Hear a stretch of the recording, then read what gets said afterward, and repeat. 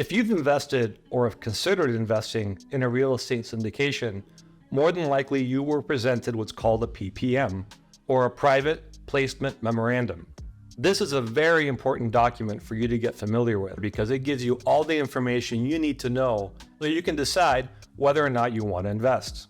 So in this video, I'm going to share with you what a PPM is, what are the major topics that are discussed in the PPM, and if you stay till the end, I'm going to share with you my top tips to think about as you're reading through a PPM. One of the biggest reasons I started this YouTube channel was to make sure the immigrant community had access to straightforward, honest information about real estate investing. Those new to this country don't know how things work, and it can be very confusing and frankly overwhelming. Over my life, I've heard of immigrants getting basically robbed by individuals or companies just because they just didn't know how things worked. So in this channel, that's not going to happen. Now, a PPM is not exactly an exciting document. It's anywhere from, 50 to 150 pages, and it covers really everything you need to know about a particular investment you're looking at. Now, PPMs are created for all sorts of private investments. This is a private investment because this syndication is not something that's being put out there on the market. It's just for a limited set of people. So the PPM covers a lot of topics. So let me just go ahead and give you an idea of what some of those topics are. The first is that an LLC is created that basically owns that property. So you'll know what the LLC name is. You'll see a summary of the offering or sort of a business plan. And this is a really good section to pay attention to because just from reading this section, you may know very quickly that this is not an investment you want to take part in.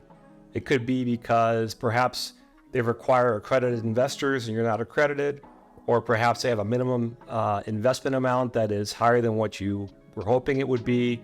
There's a lot of different factors that could be there that to you might turn you off and decide, I'm not interested. The PPM also describes the amount of money that's being raised. And one thing that's really important that's shown in the PPM is called a capitalization table or a cap table. The table shows the shareholders of the company and the corresponding ownership. What company am I talking about? Well, it's the LLC that owns the property. It's called out in the beginning of the PPM. As an investor, you'll own a piece of the company that owns the property. So in this example, there are 10,000 units total that represents the entire value of the company. In my example here, and what I've used in my PPMs, is a unit is $1,000. So a $100,000 investment is considered 100 units. In this table, the ownership stake is based on the number of units owned by each class of investor, and the 10,000 units represents a $10 million value. In this table, the ownership stake is based on a number of units owned by each investor, A and B. Class A represents the investors or limited partners, and Class B represents the sponsors or general partners, the ones who created and will manage the investment, in other words. You may see additional classes based on the approach used by the sponsors. After the money is raised, the limited partners in this particular investment will own 70%, while the sponsors will own 30%. Now, this 70-30 split will vary across the industry. Sometimes you'll see 80-20, sometimes you'll see 60-40, even 50-50. It's not necessarily right or wrong, it's just something for you to know ahead of time, and it's important. One section that's very important is the risks section, because as you read through there, you'll understand what the true risks are with this kind of deal. Now, when you look at it first, you think, boy, this is like worst case scenario. And yeah, it is worst case scenario because it's good for you to know what all the potential impacts might be of things that happen. So, for example, you could have risks like insurance rates may go up dramatically over the next few years, or perhaps new environmental laws are passed that impact this property, or if the property is near a beach or something, maybe a hurricane could be a risk. So there's a lot of risks that could be at play here, so it's just good for you to know what they are. Another important section talks about how the funds are going to be used. If you're putting money into this deal, you're expecting that money is going to be used for, say, a down payment, for renovation costs, to bring up the units up to modern kind of look and feel, A lot of different factors that can be in play in terms of how that money is used, and this section will call it out. It'll also describe what the fee structure is for the sponsors or the general partners, the folks that are leading this deal, which there usually are some fees, so the fees are called out in this document too. There's also an important section called the plan of distribution. And what that basically means is, what's the plan for paying the investors over time? There's really 3 ways to make money off of these. One is regular payments throughout the whole period. Another one is when the property is refinanced, some of the money then is returned back to the investors. And lastly, it's when the property is sold. That's the big equity event that people look forward to. So those are all described in this section as to how that's going to work. And it also describes a preferred return if there is one. So that's important to understand as well. It'll be in black and white in this section. Another really important part in this PPM is a section describing the sponsors, the general partners, and their bios and backgrounds. Look through there and get a sense for who they are. Hopefully you know at least one of those individuals that is on the team and you're investing with them, but it's good to know who is in that team. And when looking at that, do you feel confident that that team can make this a good investment? More than likely, there'll be people, hopefully, that have a lot of experience in this area, and they'll call that out in this section. But it's good for you to understand who the people are and how they get involved. I'll be creating a video later that describes how you can identify whether the sponsor is a good sponsor or not. So stay tuned for that. And there'll usually also be some exhibits at the end. And these exhibits can be all kinds of things. I've seen exhibits like the actual PowerPoint presentation that the sponsors put together to walk through the investment is attached in there. I've seen wire transfer instructions on how to wire the money in. There's a subscription agreement, which is a different document that I'm not going to talk too much about today, but is important to read through. There's an operating agreement or a company agreement, as sometimes they're called, which talks about how the business will be run, which is also important.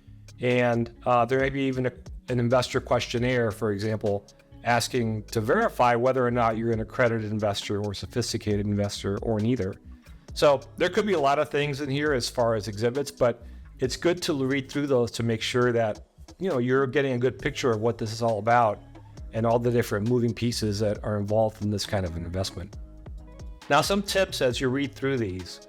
First of all, just realize there are different PPMs depending on the kind of investor you are. So for example, if you're an individual that's making this investment, there's a PPM for you. If you formed an LLC and the LLC is investing, there's a different kind of PPM for the LLC. They're not very different, but some of the fields are a little different. And I mention it just so you're not surprised that there's various PPMs that are out there. The second thing is to read through it and again, look at the sponsors, the general partners, look at their bios and get a feel for who they are. Again, this is a very important section because these are the people that are basically going to be stewards of your money. So you want to make sure that these people have the capability and the ability to carry out this investment to success. Also, make sure that the document matches what you heard verbally from the sponsors or general partners. This has happened to me before where a sponsor has said something that's different from what's written in the PPM. Whatever is written in this PPM is what goes. So if you see any discrepancies or hear any discrepancies, write them down and talk to the sponsor. And if you're not happy with the answer, then that's a red flag. So just be very careful if you're hearing one thing verbally but reading something else in the document, because that shouldn't be happening. I recommend reading through this document and taking notes as far as questions that you might have. And then at the end, when you've got all the questions kind of outlined, you can set up a call with the sponsor or send an email or something to communicate with them to get answers to your questions. It's also a good idea to have your own experts look at this PPM. It could be a real estate attorney, a tax attorney, or a CPA. That is a good idea to get experts looking at this to make sure there's nothing there that you're missing or that you didn't catch that they might be able to point out for you. So that's the PPM, and I just described the kinds of PPMs that I put out. But these are things that you need to be familiar with, and it's so important to really go through it with a fine-tooth comb. Now, I know it's going to be tedious at first. It's a brand new thing to you, and it's going to be a lot of sort of legal language. But if you can kind of get through that and get to the meat of it, to understand what this deal is, and I think it's really going to help you out.